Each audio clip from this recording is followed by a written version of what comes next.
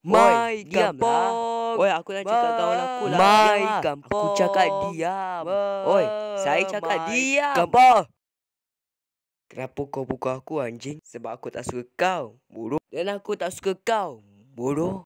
Kill. Oi. Kau ni dah faham. Tak strong, dude.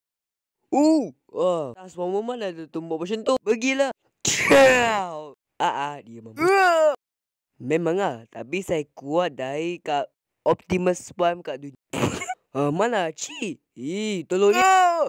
Dia sakit. Kau ni supersonik. Memang saya supersonik. Sebab saya kuat macam. Diamlah. Saya Ella nak hancurkan.